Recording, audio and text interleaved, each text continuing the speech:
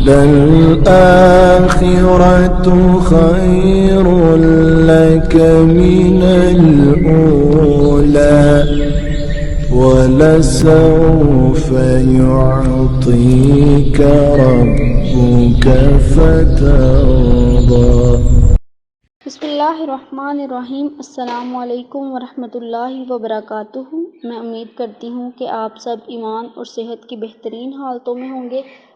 اللہ سبحانہ و تعالی ہمیشہ آپ کو اچھے حالوں میں رکھے اور آپ کی طرف بڑھنے والے ہر شر کو خیر میں بدل دے، آمین یا رب العالمین۔ ایک مچھلی فروش نے ادیبوں اور شاعروں کی کسی محلے میں دکان کھولی اور بورڈ لگا دیا، یہاں تازہ مچھلی دستیاب ہے۔ ایک ادیب صاحب کا وہاں سے گزر ہوا، انہوں نے بورڈ پڑھنے کے بعد مچھلی فروش سے کہا، میاں اتنا لمبا جملہ لکھنے کی کیا ضرورت تھی، اتنا ہی کافی تھا، مچھلی تو تازہ ہی فروخت کی جاتی ہے۔ مچھلی فروش نے تازہ لفظ مٹا دیا۔ اب تحریر کچھ اس طرح نظر آ رہی تھی کہ بورڈ پر لکھا تھا مچھلی دستیاب ہے۔ پھر ایک اور صاحب آئے، انہوں نے اینک سیدھی کرتے ہوئے بورڈ پڑھا اور تبصرہ فرمایا، مچھلی دستیاب ہے لکھنے کی کیا ضرورت پیش آ گئی آپ کو، مچھلی تو دستیاب ہی ہوتی ہے جبھی تو بکتی ہے، بس اتنا ہی کافی تھا کہ مچھلی لکھ دو۔ لہٰذا اب بورڈ کچھ اس طرح دکھائی دے رہا تھا کہ بورڈ پر بڑا بڑا لکھا ہوا تھا مچھلی۔ اس کے بعد ایک بہت بڑے ادیب بھاری مینڈیٹ کے ساتھ آئے اور انہوں نے تبصرہ فرمایا، بھائی یہ بورڈ لگانے کا تکلف ہی کیوں پیش آیا آپ نے، مچھلی تو چیز ہی ایسی ہے کہ اس کی بو گلی میں داخل ہوتے ہی دور سے ہی محسوس ہو جاتی ہے۔ لہٰذا مچھلی فروش نے وہ بورڈ ہی اتار کر سائڈ پر رکھ دیا۔ اب ذرا تھوڑا غور کریں اور آگے میری بات کو غور سے سنیں۔ ہم نے جب یہ ملک حاصل کیا تو اس کے بورڈ پر بڑا بڑا لکھا ہوا تھا، لا الہ الا اللہ محمد رسول اللہ۔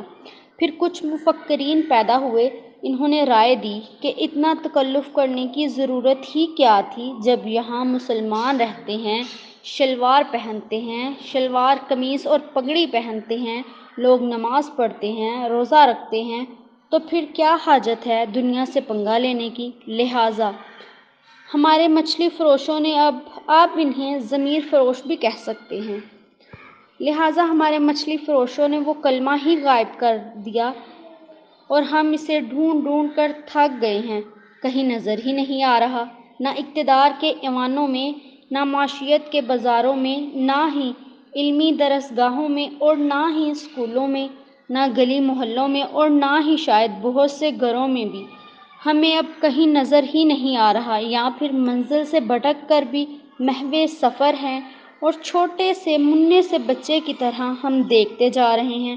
سبھی تو نہیں لیکن بشمول میری ذات کے بہت سے شاید واقعی ہی تھک بھٹک چکے ہیں، کنفیوز ہیں، بہت کچھ بھول چکے ہیں اور جو تھوڑا بہت یاد ہے وہ بھی بھول رہے ہیں۔ بات صرف دوسروں پر انگلی اٹھانے کی نہیں، ضرورت شاید اپنے گریباں میں جھانکنے کی بھی ہے، اور آخر میں یہ کہ بات کسی ایک جماعت، کسی ایک فرد یا کسی ایک گروہ کی نہیں ہے اور نہ ہی یہ سیاسی بات ہے، بات بس اتنی سی ہے کہ اس حمام میں حالت سب کی ایک سی ہے۔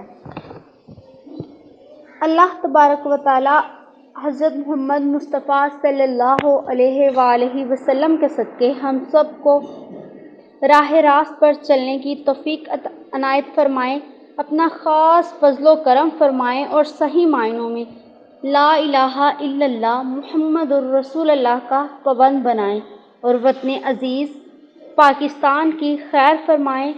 آؤ مل کر تمام لوگ میرے ساتھ اس دعا میں شامل ہو جاؤ، کیونکہ پاکستان جتنا ہمارا ہے اتنا تمہارا بھی ہے، اور پاکستان کا مطلب کیا، لا الہ الا اللہ محمد رسول اللہ۔